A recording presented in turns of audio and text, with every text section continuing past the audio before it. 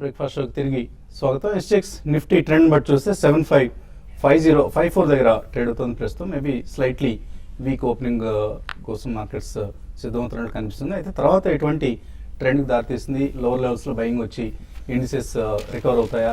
ఎందుకంటే crude price 112 దగ్గర కొంత స్టెబిలైజ్ అవుతుంది కాబట్టి దీన్ని ఆల్రెడీ మార్కెట్స్ డిస్కౌంట్ చేసి ఇక్కడ నుంచి ట్రేడ్ అవుతాయి అన్నది ఇంట్రెస్టింగ్ పాయింట్ టు అబ్జర్వ్. రాము విజయవాడ నుంచి తర్వాత కలర్. హలో అడగండి రాము. సార్ నమస్తే అండి. నమస్తే సార్, ఎస్బీఐ షేర్ ఎంతవరకు రావచ్చు? నేను 22 రూపాయలు తీసుకున్నానండి.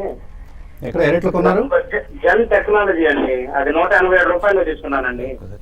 ఈ రెండింటి గురించి పొజిషన్ చెప్తారండి. Okay, SBI and Jan technologies. SBI after strong rally కంటిన్యూస్గా దాదాపు 2 months నుంచి అనమాట. లాస్ట్ వీకే కాస్త కరెక్షన్ కనిపిస్తోందండి. ఈ కరెక్షన్ కూడా ఎక్కువ ప్రొలాంగ్డ్గా ఉండదని అనుకుంటున్నాను. ఎందుకంటే ఒక మేజర్ న్యూస్ ఫ్లో ఆల్రెడీ ఏదైతే అనౌన్స్డ్ ఉందో సబ్సిడరీస్ని మర్జ్ చేస్తారని, దానికి దాదాపు 4,000 to 5,000 crores ఖర్చు అవుతుందని ఏదైతే కనుక ఇవాళ కూడా న్యూస్ పడింది, అది ప్లేఅవుట్ అయ్యేటప్పుడు మాత్రం డెఫినెట్లీ స్టాక్ తిరిగి రీబౌండ్ అయ్యే పాసిబిలిటీ ఉంది. మీరు పేషెంట్గా వెయిట్ చేయండి. Stock can easily touch 3,500 to 3,700 అండి నెక్స్ట్ 6 months to 10 monthsలో అనమాట. ఎందుకంటే banking sector is reflection to economy కాబట్టి SBI big daddy of the industry. మీరు ఖచ్చితంగా ఇన్వెస్టర్గానే ఉండాలి ఎస్బీఐలో. Zen technologies Zen recently defence సెక్టర్లో గవర్నమెంట్ 100% ఎఫ్డీఐ అలౌ చేస్తున్న తర్వాత ఆల్ డిఫెన్స్ సప్లైర్ స్టాక్స్ అన్ని కూడా పెరగటం చూసామండి. జెన్ కూడా 100 లెవెల్ క్రాస్ అవటం కూడా చూసాం. కానీ లాస్ట్ క్వార్టర్ రిజల్ట్ తర్వాత అనమాట ఆర్డర్ బుక్ పొజిషన్ అంత అగ్రెసివ్గా అయితే కనపడలేదు. కాబట్టి unless order book position improve అయితే కనుక మీరు కొన్న ప్రైస్ దాకా 185 to 200 లెవెల్స్కి అనమాట వచ్చే పాసిబిలిటీ ఉంది. బట్ అదర్వైజ్ ఇంత ర్యాలీ తర్వాత స్టాక్ ఇక్కడ కాస్త స్టాగ్నేట్ అయ్యే పాసిబిలిటీ ఉంది. తర్వాత కలర్ గుంటూరు నుంచి రాము. హలో అడగండి రాము. హలో అడగండి ఏమండి. ఓకే, నేను కాల్ కట్ అయిపోయినట్లుగా ఉంది. అలాగే ఈమె మరో కలర్ లైన్ ఉన్నారు, ఝాన్సీ హైదరాబాద్ నుంచి. హలో హలో అడగండి ఝాన్సీ గారు. హలో నమస్తే సార్. నమస్తే, అడగండి. జేబీఎస్ షేర్స్ 66 లో బై చేశారండి. అంటే ఇప్పుడు సెల్ చేయమంటారా, ప్రాఫిట్ బుక్ చేసుకోమంటారా, అయితే వెయిట్ చేయమంటారా? ఇది షార్ట్ టర్మ్ ట్రేడింగ్ కోసం తీసుకున్న స్టాక్ ఇది. అవునండి. సో లాభంలో ఉన్నారు, ఇంకొక 7 రూపాయలు లాభంలో ఉన్నారు. జేపీ అసోసియేట్స్ ప్రాఫిట్ బుక్ చేసుకోవచ్చు ఇక్కడ. ఆల్రెడీ మీరు కరెక్షన్ స్టార్ట్ అయినప్పుడే కొంచెం రియాక్ట్ కావాల్సి ఉందండి. ఎందుకంటే మనకి 10% దాకా స్టాక్ ఆల్రెడీ కరెక్ట్ దగ్గర 15% దాకా హై నుంచి కరెక్ట్ కావడం చూసామండి. కాబట్టి ఇప్పుడు ఈ స్టాక్ అయితే అరౌండ్ 72 దగ్గర లాస్ట్ సపోర్ట్ అనేది ఉంది. అది కానీ బ్రేక్ అయిందంటే even 66 and 68 level me level దాకా రావచ్చు.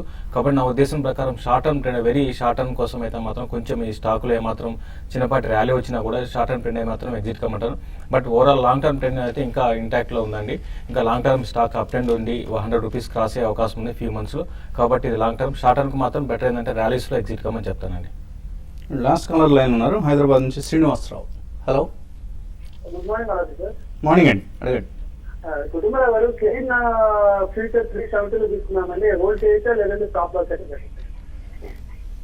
కెయిన్ ఫ్యూచర్స్ పొజిషనింగ్ ఇప్పుడైతే హోల్డ్ చేయమని అంటానండి. ఎందుకంటే గ్లోబల్ ప్రైజెస్ పెరుగుతున్నాయి, కానీ మనకి దానివల్ల ఒట్టి డొమెస్టిక్ సప్లైర్స్ ఎవరైతే ఉన్నారో వీళ్ళు బెనిఫిట్ అవుతారని మనం అనుకోవద్దు. ఎందుకంటే గవర్నమెంట్ సబ్సిడీ బర్డెన్ ఈ కంపెనీస్ పైన కూడా పెడుతుంది కాబట్టి. అయితే కెయిన్ మాత్రం డెఫినెట్లీ అవుట్పుట్ ఇంక్రీజ్ అనమాట ఇండికేషన్ ఆల్రెడీ ఇచ్చారనమాట లాస్ట్ కాన్ఫరెన్స్ కాల్లో కూడా. అండ్ కంపెనీ మీరు ఫ్యూచర్స్లో ఉన్నారు కాబట్టి హోల్డ్ చేయమని చెప్పేసి చెప్తారు. అండ్ ప్రిఫరబ్లీ ఒక సెటిల్మెంట్కి రోల్ ఓవర్ చేయండి. ఎందుకంటే సప్లయర్స్ అందరికీ డొమెస్టిక్ అవుట్పుట్ పెంచడానికి స్ట్రాంగ్ బెనిఫిట్ ఇస్తారు బడ్జెట్లో అని అంటున్నారు. Post budget ONGC and Cairn బాగా పెర్ఫామ్ చేసే పాసిబిలిటీ ఉంది. అండ్ ప్రసన్న ఏలూరి అడుగుతున్నారు, పెన్నార్ ఇండస్ట్రీస్ 38 రూపాయలు, ఆర్ఎం సాఫ్ట్ సిస్టమ్స్ 10 రూపాయలు ఉన్నాయి. రాబోయే వారాల్లో ఎలా పెర్ఫామ్ చేయొచ్చు ఈ రెండు కూడా? ఆర్ఎం అయితే ట్రాక్ చేయట్లేదండి. ప్రిఫరబ్లీ ఆర్ఎస్ సాఫ్ట్వేర్ అయితే కనుక డీసెంట్ బెట్ అనమాట, గుడ్ స్టాక్ అది. అండ్ పెన్నార్ పరిస్థితి, పెన్నార్ ఇండస్ట్రీస్ అయితే డెఫినెట్లీ బై చేయమంటానండి ఈ డిక్లైన్లో అనమాట. ఎందుకంటే స్టాక్ బాగా పెర్ఫామ్ చేస్తుంది. లాస్ట్ క్వార్టర్ రిజల్ట్ చూసాం, స్టేబుల్గా వచ్చింది ఆఫ్టర్ లాంగ్ టైం అనమాట. ప్లస్ రీసెంట్లీ ఏదైతే లార్జ్ బల్క్ డీల్స్ ఈ స్టాక్లో రిపోర్ట్ అవుతున్నాయో ఇది కూడా హైట్ అండ్ ఇంట్రెస్ట్ అనమాట. డెఫినెట్లీ బై అంటాను. Ganesh Kumar shipping corporation of India 70 రూపాయలు, ఎస్కార్ట్స్ 140 రూపాయల్లో హోల్డ్ చేస్తున్నారు. రాబోయే రోజులు ఎలా ఉంటాయి ఇవి?